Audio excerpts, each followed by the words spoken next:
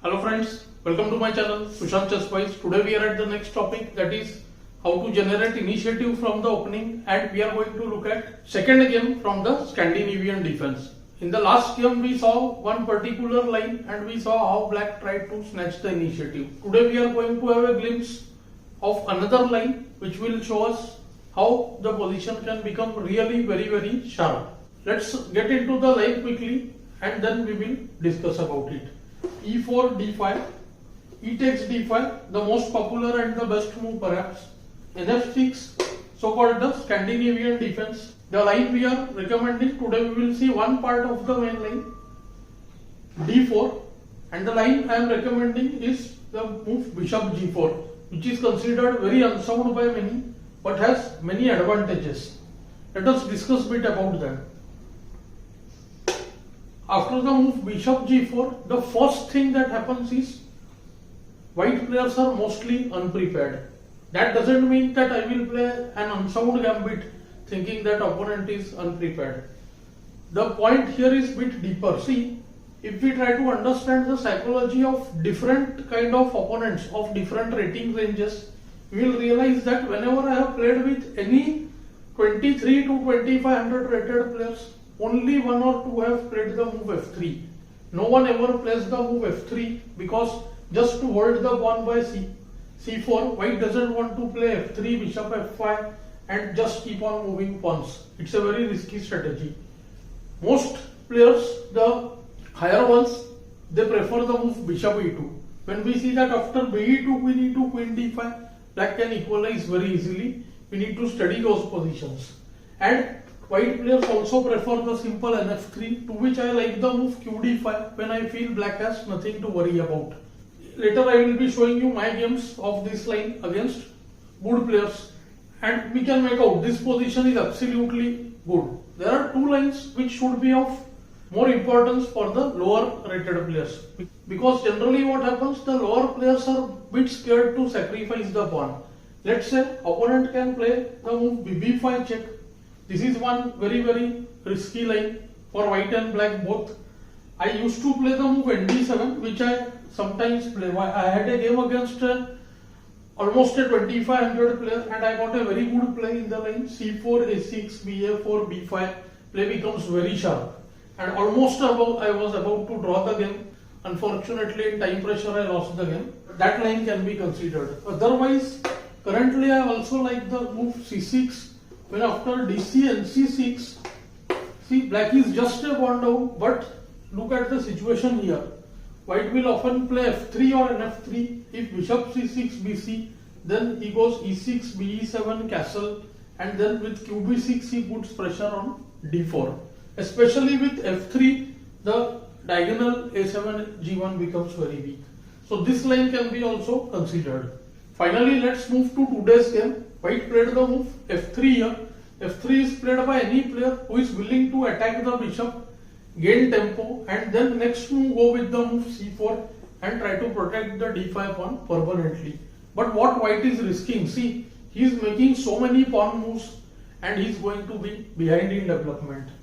Black goes Bishop F5 and here G4 is even more riskier. Many computers vouch for such moves, but then against computer it's a different story.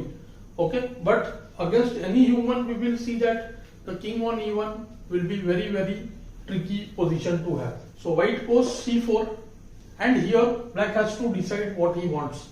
The line I am suggesting is E6. White is ready to sacrifice some more pawns and complete all his development. Let's say NC3 ED would equalize very easily for black. Black goes BB4 followed by castle.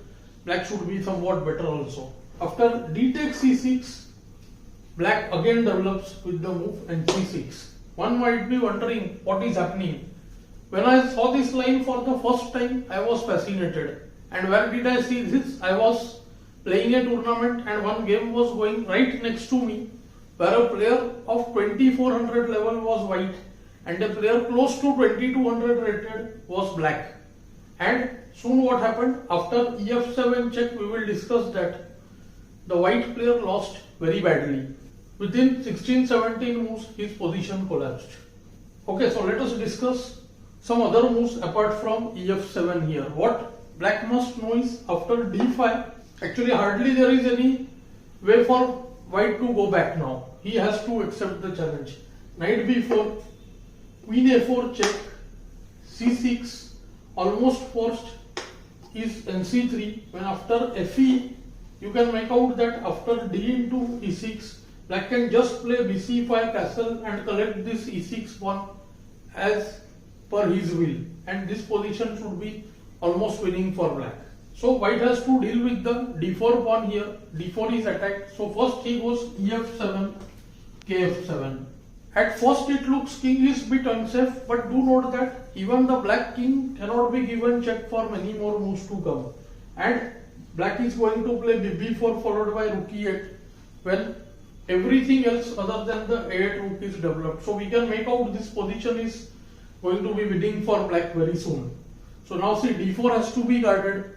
So white has to play be3. Note that d5 is much worse. There can be the move b4 check also, and there is the move nb4 which is also very strong. nb4, na3, bishop c5 followed by re8. That would perhaps win. So white went be3, and this is still we are following that game which I talked about. And actually I am showing you one of my game which happened online. So let's see how far the game goes with the same moves. Black plays b4 check, knight c3 almost forced, and black plays re8. Everything is going same so far. Perhaps this is the theory also, and white has to play the only move kf2. There is nothing, no other way to protect the e3 bishop. Let's say white goes qd2. There are many ways, but I like the simple qd4. See, it's very dangerous. Now e3 is hanging, so queen takes d4, knight takes d4, and we can make out multiple threats. Rook e3 is going for free, knight c2 double attack is there. After kf2 there is choice between knight c2 or rook e3, ke3, knight c2, and winning the rook on a1. Black will be simply a piece up, and this rook would join as well.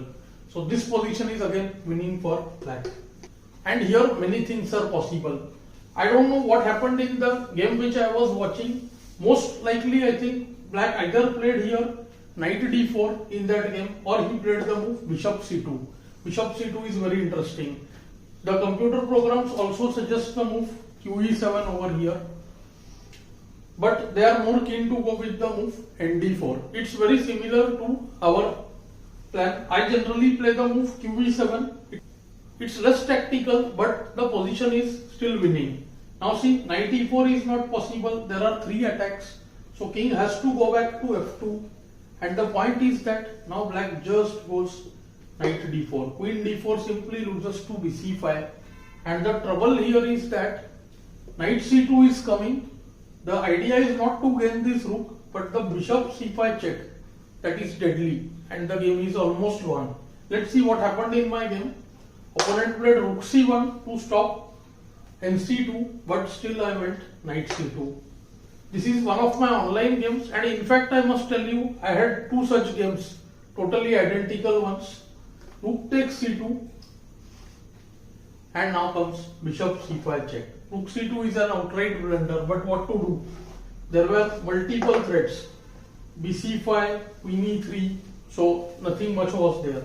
After rook c2, bishop c5 check, king has to go to g3 and nh5 checkmates. So this was a shock for white, I suppose. But what else can happen if one grabs so many pawns in the opening, keeping his development neglected? This was a glimpse of the line. In future we will be covering more important lines, namely after bg4 the moves nf3 and be2.